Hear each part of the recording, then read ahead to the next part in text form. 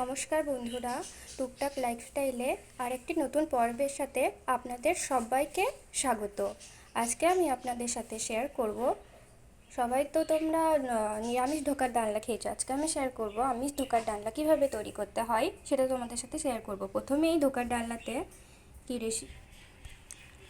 এরপর বিউলির ডালকে মিক্সিতে বেটে একটু কড়াইয়ে তেল দিয়ে তারপর গরম থাকায় বরফির মতন অবস্থায় কেটে নিয়েছি।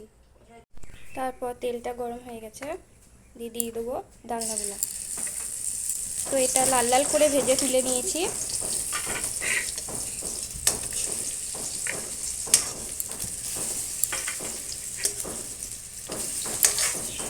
খুব বেশি নাড়াচাড়া করলে পর এটা ভেঙে যাবে। এরপর কড়াইয়ে ওই তেলের মধ্যে আরও একটু তেল দেবো, এর মধ্যে আলু পটলগুলোকে দিয়ে দেবো।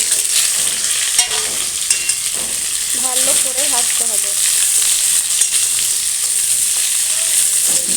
এটা তো তোমরা পটল দিতেও পারো, নাও পারো, আমার ভালো লাগছে তাই আমি দিয়েছি। তাহলে পটলটা ভালোই ভাজা হয়ে গেছে, এরপর নামিয়ে দেবো।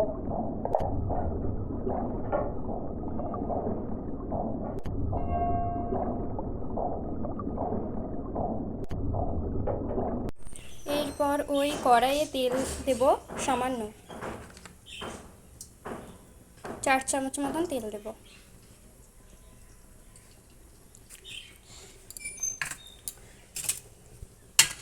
তারপর দেব তেজপাতা,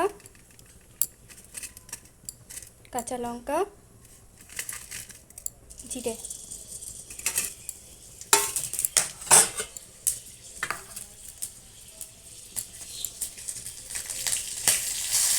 তারপর দেব কুচিয়ে রাখা পেঁয়াজ।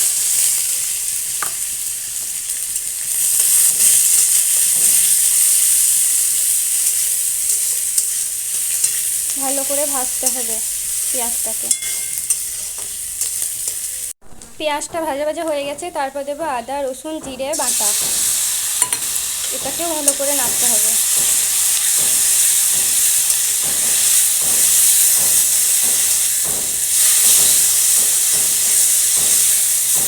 তারপর দেখো মশলাটা ভালোই কষানো হয়ে গেছে, এর মধ্যে দেব ভেজে রাখা আলু পটল। ভালো করে নাড়তে হবে।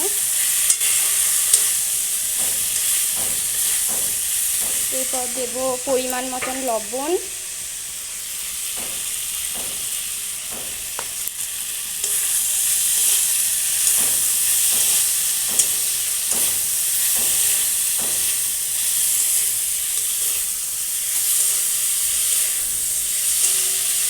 দেখো এটা ভালোই ভাজা হয়ে গেছে।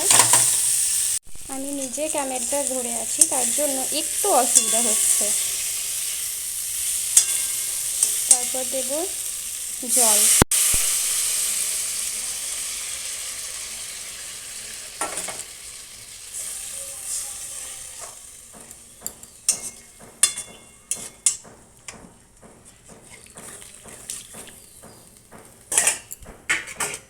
এর মধ্যে ঢাকাটা অ্যাড করে দেব। 5 মিনিট হয়ে গেছে, এরপর ঢাকাটা খুলে দেখব।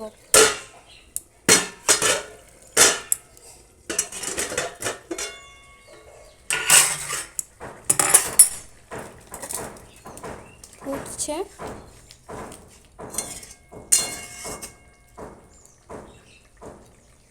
এর মধ্যে দিয়ে দেব সেই ভেজে রাখা ধোকাগুলো।